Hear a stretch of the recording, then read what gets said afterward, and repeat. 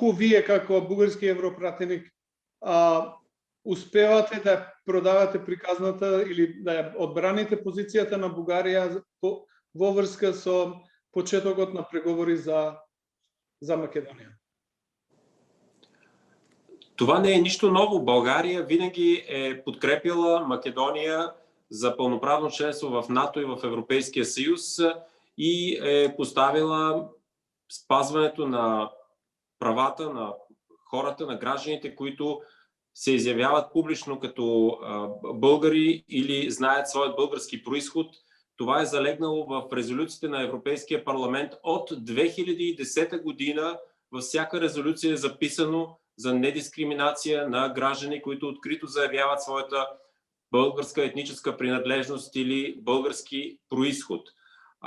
Тези резолюции са 2011, 2012, 2013, 2014, 2015 и 2016. Така че това не е нещо непознато или нещо, което колегите в Европейският парламент или в страните членки не знаят, че съществува този исторически, бих го нарекал, наратив, който все още не е преодолян поради една едничка причина. За съжаление, при независимостта на Македония 1991 година от Югославия, може би Македония остана единствената страна в Централна и Източна Европа, която на 100% продължи с идеологията, с доктрината, която е била налагана след 1944 година. Всички други страни, Полша, Чехия, Унгария, Словакия, другите страни също, които са от бивша Югославия, Хърватска, преминаха през един период, разбира се, Източна Германия, на преосмислене на историята. На английски се казва Historical Reconciliation, на немски се казва Vergangenheitsbewältigung. Това е един процес на преодоляване на тоталитарните, на наследството от диктатурата. Било то национал-социалистическа, било то комунистическа диктатура, в какъвто и да е окрасък. Било то титовска, живковска или Чаушеско, или който и да било друг диктатор. Пак казвам, за огромно съжаление в Македония, въпреки очакванията, нямаше смелост да се преодолее идеологията, налагана с десетилетия от режимът в Белград. Во Скопје постојано се збори дека се збореше во суштина дека Германија пред сам Европскиот самит ќе врши притисок врз Бугарија и ќе го смени ставот.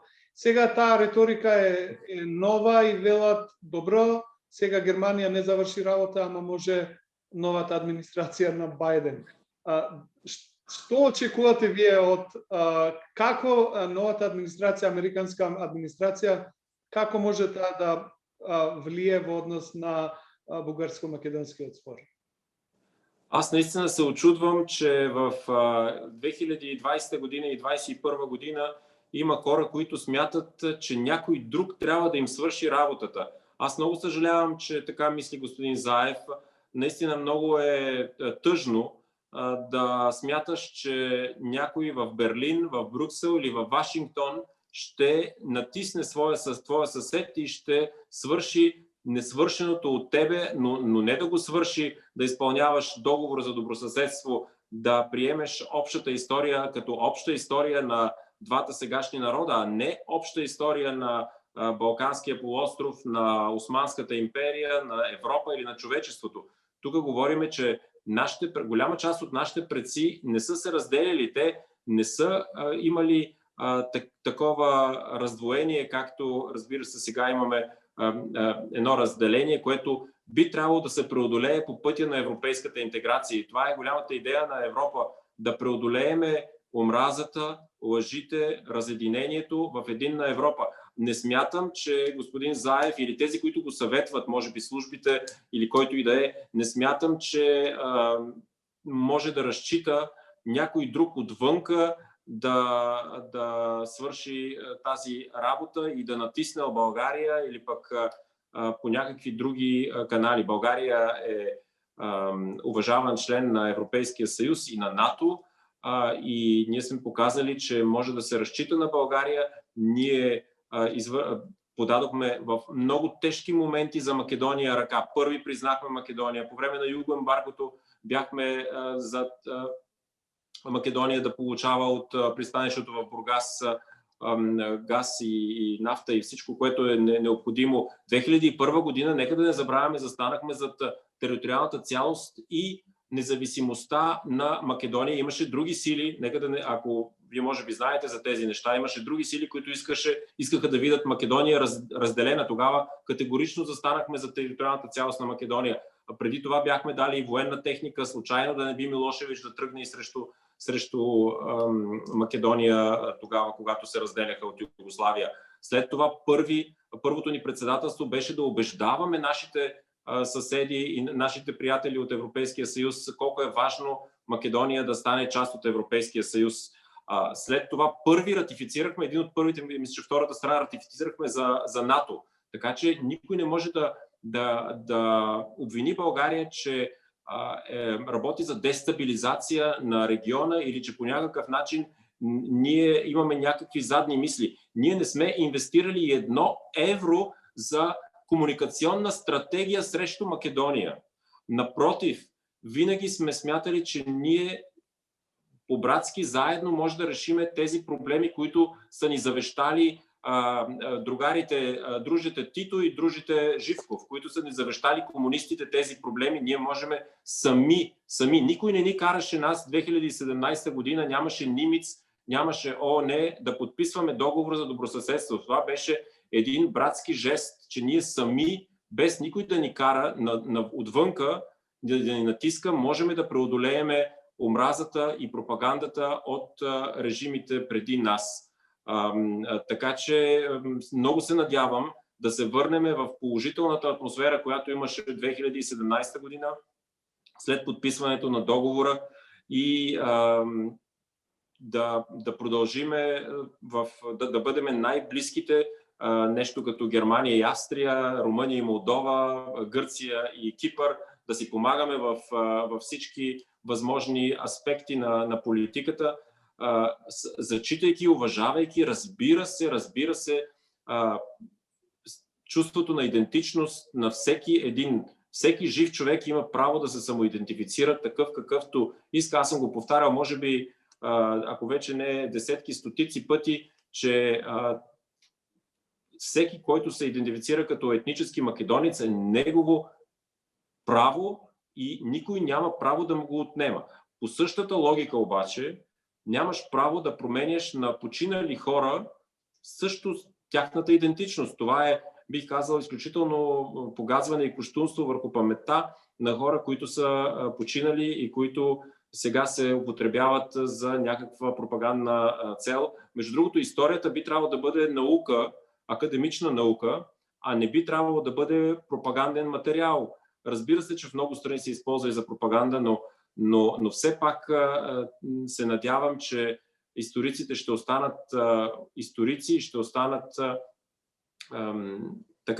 задължени към историческите факти, както е записано в договора. Затова в тези две части смятаме, че е погазен за сега договор от страна Скопие, в частта за общата история на двата сегашни народа и в частта за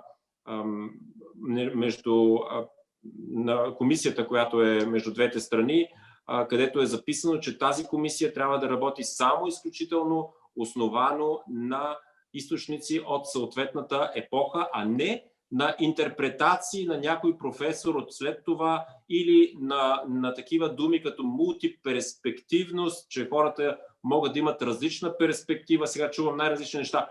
Ама ние не ви пречиме, вие си казвайте, Гоце Делчев, че е българин, ние ще си казваме, че е етнически македонец и така ще си вървиме напред и няма проблем. Нашите млади европейци ще учат едно, вие ще си учите друго, ама иначе ще сме заедно в Европейския съюз. Така не става, няма как така да стане. Очигледно дека овој спор има сили во регионот кои сакат да го искористат тоа за нивни интереси. Кој е вашето мислење? Каква улога овде може да има Русија во ова, да го наречам, недоразбирање меѓу Софија и Скопје? Разбира се, Русия винаги е работила за това разединение. Нека да си спомниме, че Русия забранява на младото княжество България по всякакъв начин да подкрепя Илинденското въстание, защото те заплашват България, че ще бъдат нападнати от Русия, ако си позволи да подкрепи нашите братия, които работят за автономията на Македония и Одринско в тогава останали след Берлинския конгрес в пределите на Османската империя. Русия смята, че трябва към този момент заедно с Османската империя и заедно с Австро-Унгария да нападнат България, ако тя си позволи да помогне на оставените под робство братия в Одринско и в Македония.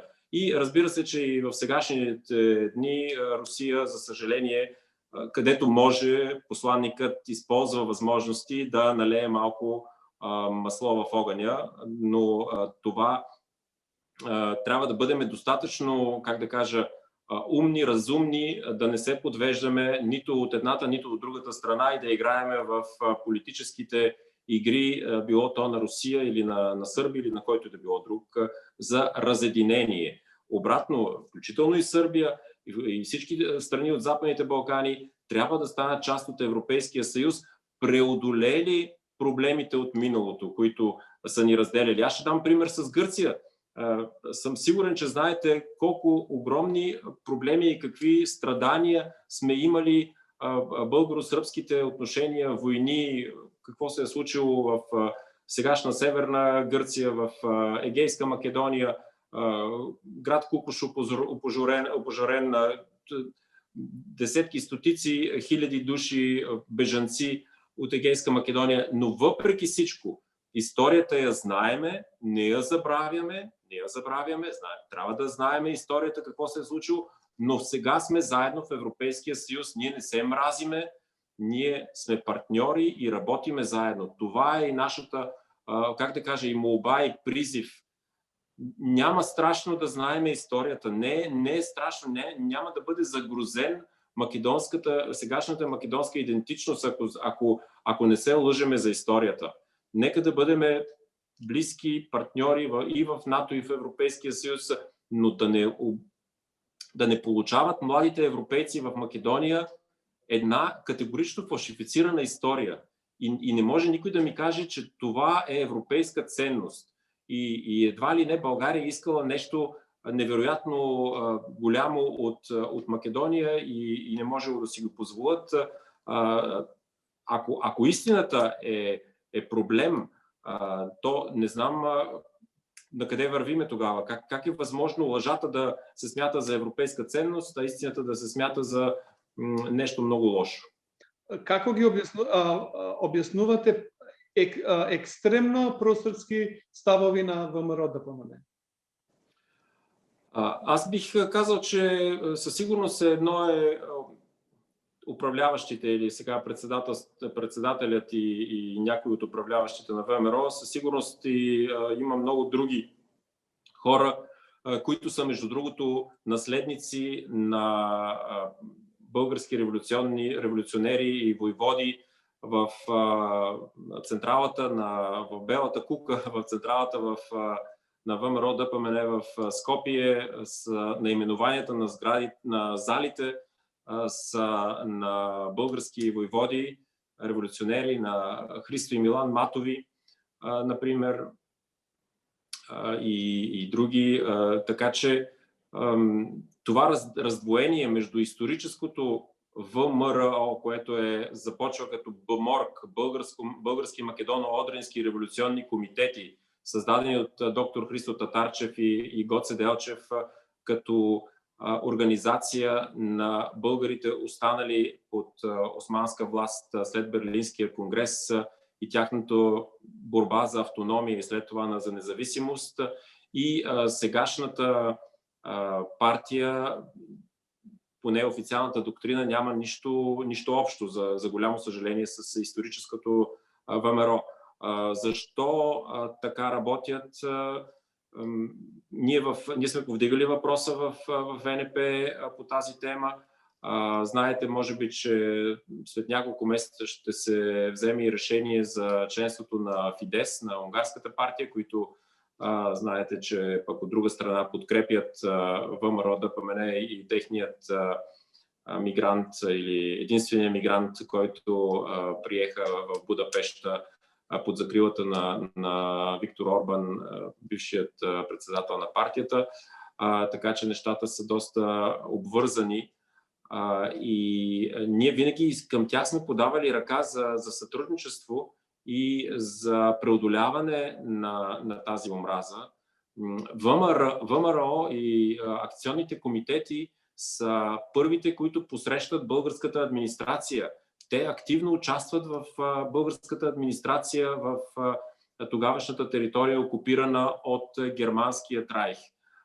И сега да се говори точно обратното, че едва ли не българите са били някакви фашисти, окупатори, не знам какво друго, което повтарят идеологията на комунистите, е много, много жалко. Дали ГЕРБ, како полноправна членка во народните европски партии, ќе покрене или ќе побара да се исклучи ВМРО ДПМН од народните европски партии, ако во меѓувреме него или остануваат на истите антибугарски позиции? Да, ние сме повдигали многократно, аз преди малко го казах, проблемът и пред председателят Туск на партията и преди това пред Жозеф Дол, че има проблем, когато се продължава с тази изключително негативна кампания срещу България. Между другото, аз лично съм говорил няколко пъти с Виктор Орбан по темата за така наречените унгарски медии в Македония. Не е много приятно, наистина, и аз се надявам, че те също ще намерят сила в себе си да оставят назад наследството на комунизма и да се върнат към своите корени. Пак казвам, сегашните реалности, да си горд македонец, нямат за мен никакъв проблем с това да знаеш истината за своята история.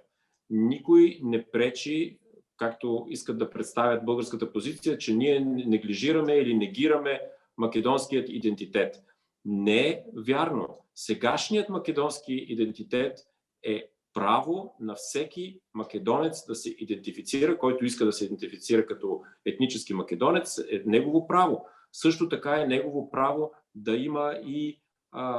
има знак на равенство между македонец и българин. Много хора, над 120 хиляди, имат вече българско гражданство, доказано въз основа на български произход. Има, може би, десетки хиляди още, които са в процес на получаване на българско гражданство. То се получава само по произход и по деклариране на българска етническа принадлежност. Преди няколко дни гледах снимки пред консулството в Битоля с десетки, ако не и стотици хора, които чакат за документи.